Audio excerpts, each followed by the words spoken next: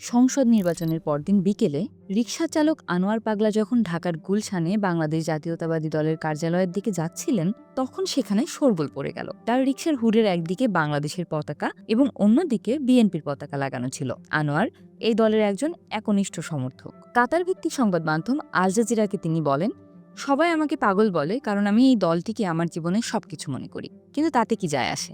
আমরা জিতেছি, আর তাই বাংলাদেশ এখন আরও ভালো হবে। বিগত প্রায় ২ দশক ক্ষমতার বাইরে থাকার পর গত বৃহস্পতিবারের সংসদ নির্বাচনে নিরঙ্কুশ জয়ের মধ্য দিয়ে আবারও ক্ষমতায় ফিরল বিএনপি। গতকাল শনিবার নির্বাচন কমিশন নবনির্বাচিত সংসদ সদস্যদের গেজেট প্রকাশ করেছে, যা নির্বাচনী প্রক্রিয়া চূড়ান্ত আনুষ্ঠানিক সিলমোহর। বিএনপির নেতৃত্বাধীন জোট ৩০০টি আসনের মধ্যে ২১২টি আসন লাভ করেছে। অন্যদিকে তাদের প্রধান প্রতিদ্বন্দ্বী এবং দেশের বৃহত্তম ধর্মভিত্তিক দল জামাত ইসলামের নেতৃত্বাধীন জোট পেয়েছে ৭৭টি আসন। দেশব্যাপী এক গণ আন্দোলনের ১.৫ বছর পর এই নির্বাচন অনুষ্ঠিত হলো। ওই আন্দোলনে রাজপথে প্রায় ১৪০০ মানুষ নিহত হয়েছিলেন এবং যার ফলে সাবেক প্রধানমন্ত্রী শেখ হাসিনা ক্ষমতাচ্যুত হন। দমন-পীড়নের নেতৃত্ব দেয়া শেখ হাসিনা দেশ ছেড়ে পালিয়ে যাওয়ার পর থেকে বাংলাদেশ একটি অন্তর্বর্তী সরকারের অধীনে পরিচালিত হচ্ছিল। বাংলাদেশের পরবর্তী প্রধানমন্ত্রী হতে যাওয়া বিএনপির তারেক রহমান শুক্রবার সমর্থকদের উদ্দেশ্যে বলেন, তারা যে ভালোবাসা তাকে দেখিয়েছেন তার জন্য তিনি কৃতজ্ঞ। নির্বাচনী প্রচারের পুরোটা সময় তিনি বাংলাদেশে গণতন্ত্র পুনরুদ্ধারের প্রতিশ্রুতি দিয়েছেন। বিএনপির নির্বাচন পরিচালনা কমিটির মুখপাত্র মাহাদি আমিন বলেন, তারেক রহমান প্রতিশ্রুতি দিয়েছেন প্রধানমন্ত্রী হিসেবে তিনি নাগরিকদের অধিকার ও স্বাধীনতা রক্ষা করবেন। বৃহস্পতিবারের ভোট গ্রহণ মূলত শান্তিপূর্ণভাবে সম্পন্ন হয়েছে। ভোট গণনায় অসঙ্গতি ও কারচুপির অভিযোগ তুললেও গতকাল শনিবার জামাতে ইসলামের নির্বাচনের ফলাফল মেনে নিয়েছে। বিএনপি সম্প্রতি তাদের সাবেক চেয়ারপারসন খালেদা জিয়াকে হারিয়েছে। সাবেক প্রধানমন্ত্রী ও তারেক রহমানের মা খালেদা জিয়া গত ৩০ ডিসেম্বর মারা যান। খালেদা জিয়ার নেতৃত্বে ১৯৯১ এবং ২০০১ সালে বিএনপি ক্ষমতায় গিয়েছিল। ২ দশক পর তার ছেলে আবারও বিএনপিকে সরকারে ফিরিয়ে আনলেন। গত শুক্রবার বিকেলে গুলশান কার্যালয়ে উল্লসিত জনতার ভিড়ে দাঁড়িয়েছিলেন বিএনপি কর্মী কামাল হোসেন। বছরের পর বছর ধরে চলা দমন-পীড়নের কথা ভেবে তিনি আবেগ আপ্লুত হয়ে পড়েন।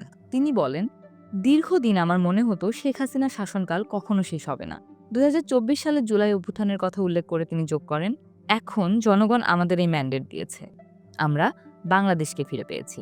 কামাল হোসেনের মতে, নতুন সরকারের তাৎক্ষণিক অগ্রাধিকার হওয়া উচিত কর্মসংস্থান সৃষ্টি এবং মুদ্রাস্ফীতি নিয়ন্ত্রণ করা। তিনি বলেন, দ্রব্যমূল্যের ঊর্ধ্বগতি আমাদেরকে কষ্ট দিচ্ছে এবং অনেক তরুণ বেকার। সরকারকে অবিলম্বে এ বিষয়ে পদক্ষেপ নিতে হবে। এদিকে শুক্রবার বাংলাদেশের রাজধানী ঢাকা ছিল অস্বাভাবিক শান্ত। এটি মূলত পূর্ব পরিকল্পিত, কারণ বিএনপি বিজয় মিছিল না করার সিদ্ধান্ত নিয়েছিল।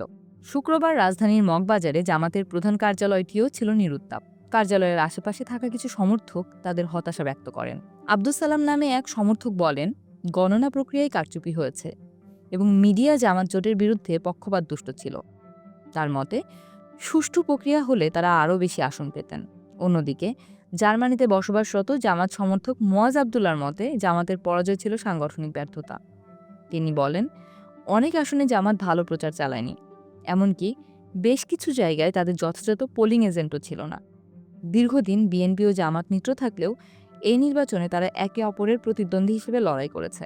নির্বাচনী প্রচারের সময় দল দুটির মধ্যে বিক্ষিপ্ত সহিংসতা এবং কয়েক মাস ধরে অনলাইনে তীব্র বিভাজন দেখা গেছে।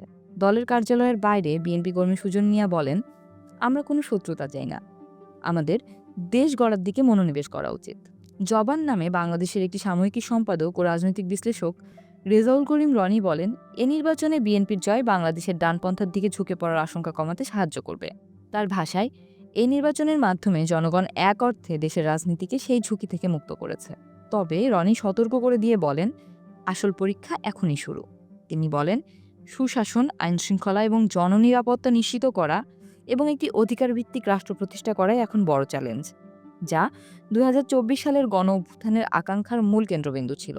মার্কিন থিঙ্ক ট্যাঙ্ক আটলান্টিক কাউন্সিলের দক্ষিণ এশিয়া বিষয়ক সিনিয়র ফেলো মাইকেল কুগেলম্যানের মতে, বিএনপির জয় ২০২৪ সালের গণ অভ্যুত্থানের পর থেকে বাংলাদেশে তৈরি হওয়া পরিবর্তনের রাজনীতির ধারণার জন্য একটি ধাক্কা হতে পারে। কুগেলম্যান বিষয়টি ব্যাখ্যা করে বলেন, বিএনপি পরিবারতান্ত্রিক ও দীর্ঘদিন ধরে দুর্নীতির অভিযোগে জর্জরিত। দলটির মধ্যে যেসব নীতির প্রতিফলন রয়েছে, যা জেনজি আন্দোলনকারীরা প্রত্যাখ্যান করে। কুগেলম্যান আরও যোগ করেন, সরকার এখন পুরনো রাজনৈতিক অভ্যাস থেকে বেরিয়ে আসার জন্য জনগণ এবং বিরোধী দল উভয়ের কাছ থেকেই চাপের মুখে পড়বে।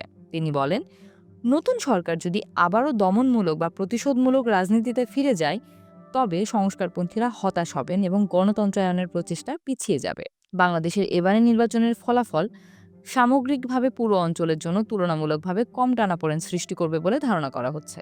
পাকিস্তান সম্ভবত জামাতের জয় বেশি পছন্দ করত, কারণ ইসলামাবাদের সঙ্গে দলটির ঐতিহাসিক সংযোগ রয়েছে। তবে কুগেলম্যানের মতে পাকিস্তান ও চীন উভয় বিএনপির সঙ্গে সুসম্পর্ক রাখবে। তবে ভারত বিএনপিকে জামাতের চেয়ে অনেক বেশি পছন্দ করে।